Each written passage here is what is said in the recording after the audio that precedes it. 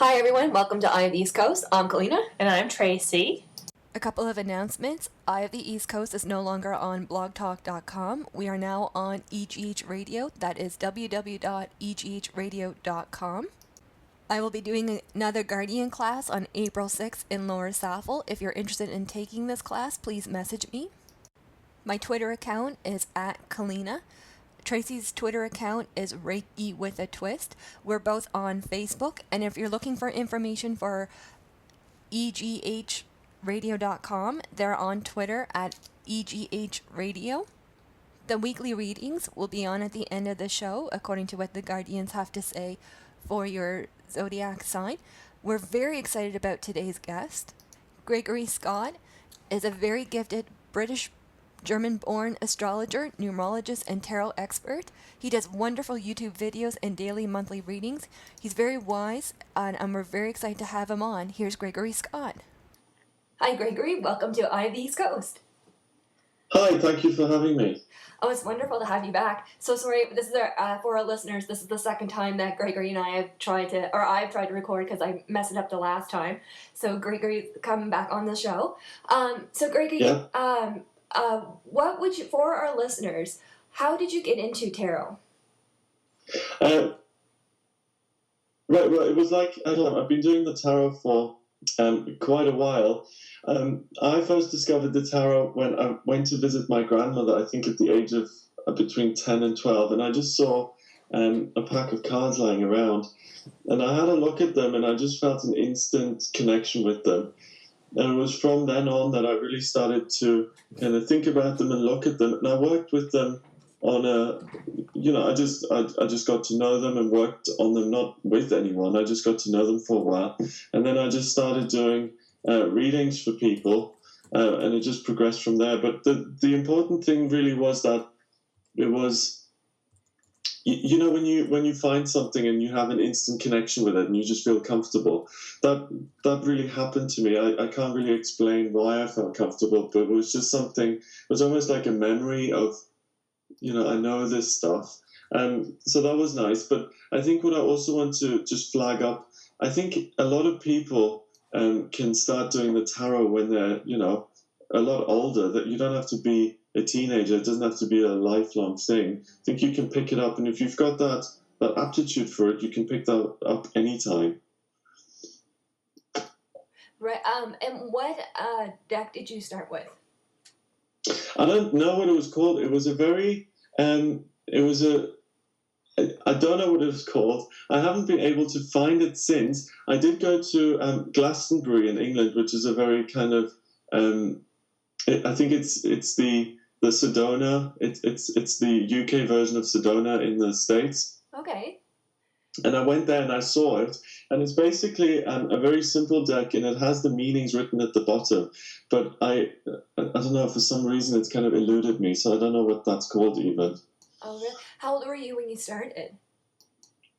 Well, like I said, I first discovered these at my grandmother's when I was 10 and 12, and it was around that time. Excellent. And your mother and grandmother were involved with readings, is that right? Yes, they were really involved with the more intuitive side of things and also the astrology side of things. So the different kind of tools, they blend into each other, and I really see tarot in particular as a great way to open the intuition. So I think that's something that's innate to my family, to just connect with physical, practical tools, and then to use them to really bring the information through and across. That's a really, I'm glad that you said that, to open the intuition using tarot. Can you give our listeners an example how they can open up their intuition with tarot? Yeah, so, the tarot is a great tool because it's so practical and visual. So, for instance, if you start to get to know the meanings a little bit, so let's say the Emperor represents structure, and you start to read things, when that card comes up, you'll see, okay, that's structure and the father figure. But then as you look at those images, more information will be added to that automatically. Different people have different ways of channeling information, and I'm really more clairvoyant and claircognizant. That's how I get my information. Mm-hmm. But when I visually look at something, the extra information will come in. So, for instance, if I'm looking at the Emperor card, something will say that this is specifically for the person's father. It's got something to do that rather than overall structure in their life. So it narrows it down for me in terms of what to look for. And then the cards that I get afterwards really start to tell the story, and it becomes a narrative almost. Mm-hmm. So in terms of opening the intuition, it's almost like holding up a mirror. So you've got the tarot, which is the practical story, but then that's reflected inside of you with the intuitive kind of narrative that goes along with that. That makes Does that make sense? That makes sense. That makes a lot of sense. Okay. One question that I have a lot from my students is, how do you learn not to doubt yourself? Because with the tarot, there can be different meanings according to card. So Yes. What would you say to the listeners, especially those who are students of tarot? How do you learn not to second guess yourself, or how do you know when it's the right reading when you're translating the cards? I think that's a really good question, because I think that is the main reason why people don't use their intuitive abilities, because of that voice in their head saying you're just making this up. The important thing to know and really realize about that is that the ego is always going to want to say, this is just your imagination, this isn't real. And the ego doesn't want you to bring those kind of divine messages through, because the ego is only interested in keeping you disconnected and isolated and blocked off, and it doesn't want you to help anyone. So really, the first thing to realize is that it's natural, and that it's also important to kind of have those thoughts. Is this correct? Is this real? Because first of all, it'll make you check yourself. It'll kind of make you check your own motives, and it's almost like a built-in quality control. So I'm not sure if the ego knows this, but it's really helpful in that regard. I agree. The other thing is that you're not going to know whether you're right or wrong until you actually start and do it. So I think the first couple of times, I think it's really important to make sure the stakes are low, and to just start to do readings and to let your own kind of predictions and evidence of correct predictions build your confidence and build your skill set, and to really see for yourself, to explore it yourself and see, is this an accurate tool or not? It's not, it's not wise to go into tarot reading and say, the tarot works and I'm not going to question it in any way, and I'm just going to use it, and everything I do is absolutely 100% correct all the time, because it won't be. Right. Mm-hmm. So it's important to be open-minded and flexible to it, because, nothing on this planet is perfect. And I mean, in terms of the tarot, it's as good a tool for me as I've discovered to predict things, but it's important to be open-minded and question it. I think that's really wise, what you just said there. Do you have any tarot exercises for the listeners that they could use to develop their connection with the cards? Yeah, the best way of learning the cards and the best way of getting to know the meanings is to work with them daily.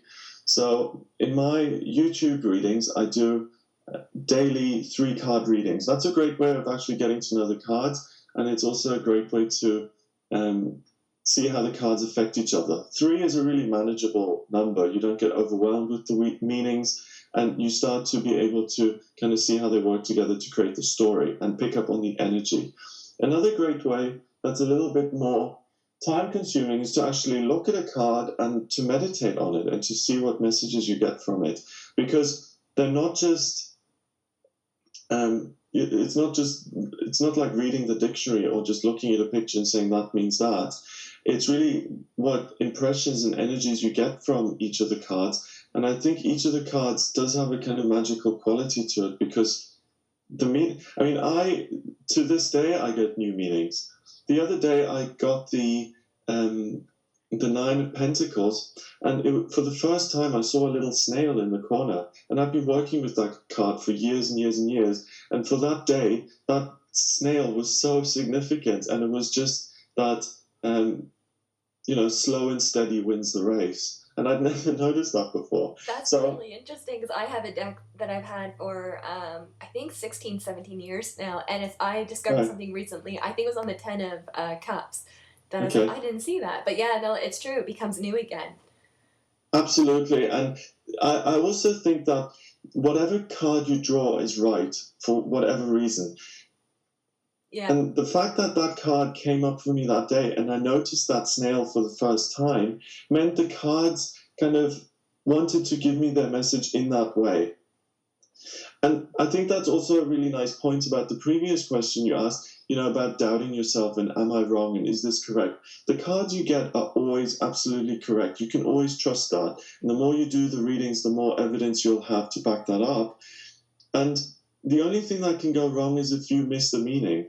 The cards are always 100%. I think where error comes in is with the reader not picking up on certain things. And I'm certainly guilty of that. Also, But too, I want to add on too. I also think too expectations. Like for example, Two of Cups. A lot of assumptions are, oh, that's romantic, but it can also yes, be like it can mean partnership with, or I'm sorry, like a bond or a partnership. It could be a business partner. It could be a brother and sister. It's a relationship. That's one thing too. I think students should remember that if we also have too much expectations and not let the cards talk, I think that can block the reading. oh, absolutely, yeah. With that. The other question I wanted to ask too is, do you incorporate the elements a lot with the tarot? Because the elements are very dominant in the tarot with the fire, air, water, and earth. But do you put a lot of emphasis on that in your readings? Oh, yeah, I think the elements are really important. So I absolutely do. Especially with things like swords, that is about communication and the kind of cerebral side of things. It really it gives you a focus. And what you just said about letting the cards talk, it's important to know what characteristics each card has. So, the numbers, the elements, the images, the background, all of that's important for the cards to intuitively guide you on what you should be focusing on. And I think the more information you have in your subconscious mind, the more the cards can actually guide you in the right direction. I agree with you there. Is there anything additional to the tarot that you think the seekers should, or the listeners should look into when they're studying the cards? Because like tarot is influenced by, there's a little bit of history in there, there's astrology in there, the elements are in there. Is there anything extra that you think the listener should be looking at?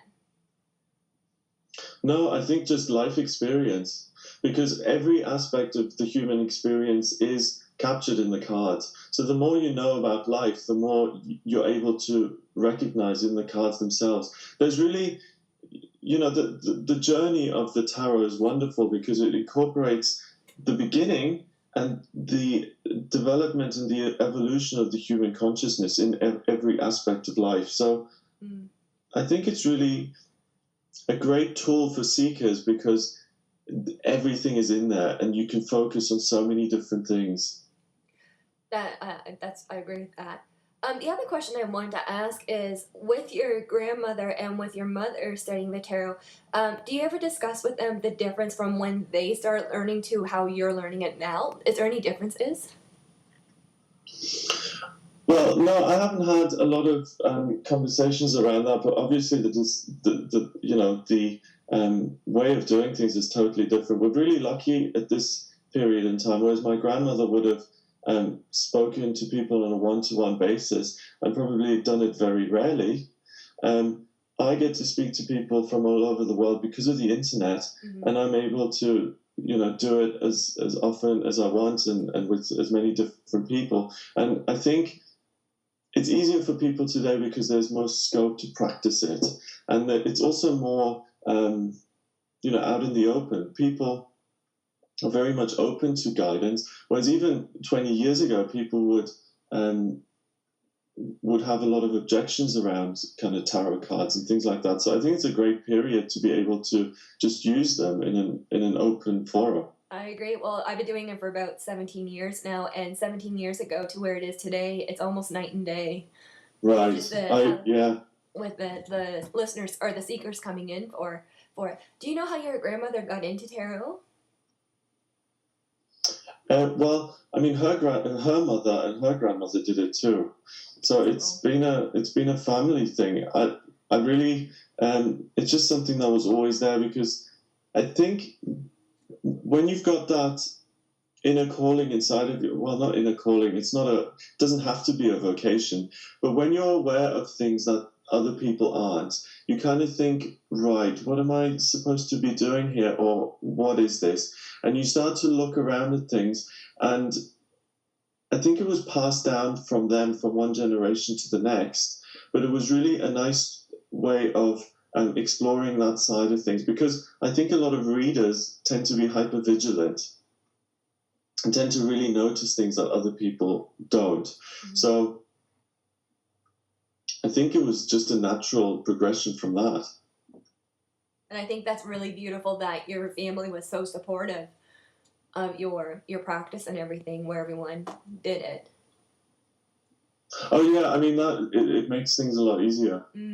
No, I think that's great. The other question I wanted to ask for your tarot ones is, do you do any, because we're talking a little bit about tarot exercises, for those who are brand new to tarot, who are just thinking about even getting their first deck, what do you recommend for them first? Like, even to pick out a deck, what would you recommend? Okay, yeah, I can do that. I just want to touch on what we spoke about just now.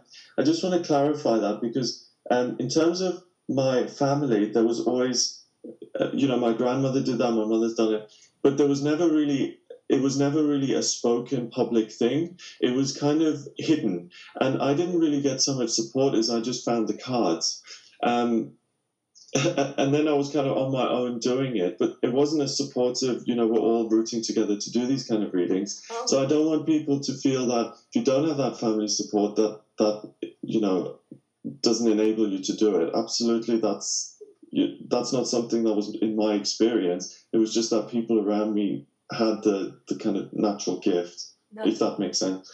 I'm glad you said that. That's really important for the listeners to hear. I'm glad you said that. Okay, great. In terms of the deck, I would go with the classic, which is the Rider-Waite-Smith deck, the classic Rider-Waite deck, because most of the other decks are based on that. You've got some other traditions like the Thoe deck, but I think, the Rider-Waite one is, if you know that, you're going to know most of the other ones. And also, it's the easiest to read because the messages are clearest and the images are clearest too. Right. No, that makes sense. The other one, because I know we're coming up pretty quickly to the end of the interview. The other part too I wanted to ask is, when finding a teacher. So let's say if, a lot of our listeners are in the UK, but we have a lot in Canada too. So if we have a listener in America or something, what would you recommend to our listeners when finding a teacher for tarot? In terms of finding the right teacher, or when you actually have found them already? Finding a right teacher. It's like everything in this sort of thing. Let your intuition really guide you. I've come across people who are, world renowned, and people have said you should go speak to them because they have all the answers and things. And if I haven't felt guided, or if I haven't had that personal connection, whatever amazing knowledge that person would have had didn't really impact me. So it doesn't connect, and it doesn't matter. So if you find someone you're absolutely drawn to, then I would really suggest to just trust that and to go with that. And even if to have those experiences with that person, because that's right for you at that moment. Especially in the intuitive arts, it's absolutely important and vital to listen to your intuition, which is going to be instrumental in advancing your intuition. So it's like an inner process of developing, and the right people will come into your life at the right time. I agree. That's really wise there. I know we're coming up to the end of the interview, and I know our listeners, we were talking about this the last show too, is we ask our guests and we ask our listeners, because we want to hear from you too, is what's one thing, and we're going to ask Gregory this, what's one thing that you feel that can help heal this world? Right. Well, that's a great question, and it's obviously a very complex question, because the world is a tough place.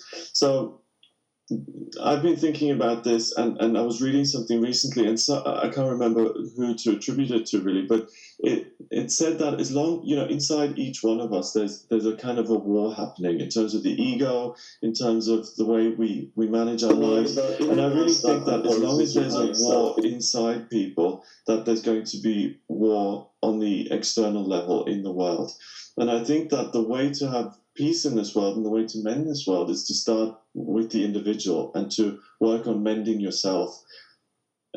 If that becomes the norm and that people experience actual peace and serenity within themselves, you're not going to find any war, on the outside. And I think the way to do that, it's a lifelong process, but the way to start to do that is to challenge the ego and actually confront it. And to say, well, no, I'm not going to judge that person today, or that doesn't feel right, I'm not going to do that, and to let more light into your life. And I think that's a beginning that we should all make. I think that's very wise. I think that's great. And just for our listeners, what's your definition of ego? Because over time I've heard different definitions from different teachers, but what's your definition of ego? The definition of ego for me is that inner voice that opposes your higher self. It's that voice that constantly tells you you're not good and not good enough, and that you should doubt yourself, and makes you feel negative and angry and judgmental and all those wonderful ego tools. It's the internal opposition. Excellent. That's a really good definition for ego. And for our listeners, if they want to get a hold of you because you have beautiful videos on YouTube, how can they find you? Well, you can find me on my website, which is gregoryscott.co.uk, which is gregoryscott.co.uk. You can also find my videos on the YouTube channel just by typing in Gregory Scott. That'll bring up my channel, or also Gregory Scott readings, or tarot, or astrology. Any of those things will bring up my videos. And I'm also on Facebook under facebook.com/Gregory Scott 444. Excellent. And I think you're on Facebook too. I am, yeah. Excellent. No, thank you so much for coming on, Gregory. And I just want to, I know I already told you earlier, but it was some of our listeners that requested you to be on our show, and I just want to thank our listeners for recommending you come on. It was a great interview. Oh, I want to say thank you too, because it's a wonderful experience for me to speak to someone in Nova Scotia. It's just, I love that about this, that it's connected me to so many people across the world, and I think it's wonderful that we're able to be on this journey together. I really mean that. I think it's fantastic, and it really has broadened my horizons. Oh, awesome. No, it is. I think we're in a beautiful time. I think we're in a really beautiful time where everyone's going to reconnect, and I think we're going to remember humanity a bit better than where we were with that. Thank you so much again for coming on. Oh, you're very welcome, and thanks for having me again. And I'm glad we did this the second time, because it's almost like we've got a more in-depth conversation, because it's the second time we've done it, so that's great. I think the second one's actually better, because I'm like, oh, okay, it's just kind of neat. No, thank you so much for coming on. They're also focusing on venting frustrations or anger through writing. This is going to help clear out. They're also making me feel you're going to be learning a lot. Leos, this is a week of balance. This is a week to know that it's okay to put yourself first. And it's also to an energy where you may need a little bit more time to yourself more than normal. A lot of amethyst around you, so if you work with crystals, maybe work with your amethyst or have amethyst in your room. Virgos, this is a week to focus on planning. They're also focusing on writing out goals, but also to be still. This is a time to gather information, not time for action. They're also asking you to read the newspaper a bit more, but the paper rather than online. Family energy is really strong too, just our heads up on that. Virgos, they're focusing on... No, I'm sorry, this is Libra. Libra, they're focusing on achievement, because they're asking you to reflect on how far you've come along. They're also asking you to focus on rewarding yourself. They're asking you to celebrate. She's saying celebrate your path. They're also asking you to look into a little bit more meditations and just be still. Scorpios, Okay, Scorpios, this is going to be a week of where you may feel a little bit suspended, like you're not sure what to focus on right now. This is a good time just to kind of be still and take care of you. It's okay to put yourself first. I really feel like this is not a good time to make decisions. Just be still. And also, too, it might be a good idea to focus on cleaning in the house, because sometimes if there's clutter in the house, it can slow down the energy. So just a heads up on that. The other part, too, so the next one is Sagittarius. This is a week to focus on science, ideas, and also, too, anything creative. They're making me feel that math, like working on math problems, might become a bit of a meditation, like Sudoku or like a math work problem. Or, I'm sorry, a math workbook, like those problems they have at the store. They're also focusing on a little bit more of astrology. That may be good for you, too, so just a heads up on that. Capricorn. Okay, Capricorn, they're saying that you may feel that you're juggling many things or wearing many hats. She's saying you're wearing many hats this week. So it's important to know that your role is going to keep changing. And they're focusing on friendship. They're making me feel that you're going to see who your true friends are. There's a friendship that you may have to be a bit of a teacher to. So just sort of a heads up on that. Aquarius, this is a week to break any energy that should not be there. They're asking you to focus on she's saying focus on what you want to do for you. There's a lot of energy here about business and making a decision there, but this is a time to kind of keep your cards close, like not to share that information yet. It's more for you. Pisces. Okay, Pisces, this is a week to release energy. You're taking out energy that should not be there. This is a time to focus on recharging, being still. And it might be a good idea to look into drinking more water. That will just help recharge. And also, too, they're asking you for more grounding foods like potato chips, or like, I know this sounds kind of weird, but like when we eat junk food, it can bring in good memories. So they're just asking to honor your cravings. That's all we have for this week. Thank you so much, everyone, for listening. Next week, we have Angela Jeffries coming on. And remember, we're going to be on eghradio.com from now on. And thank you, everyone, for joining us. Take care.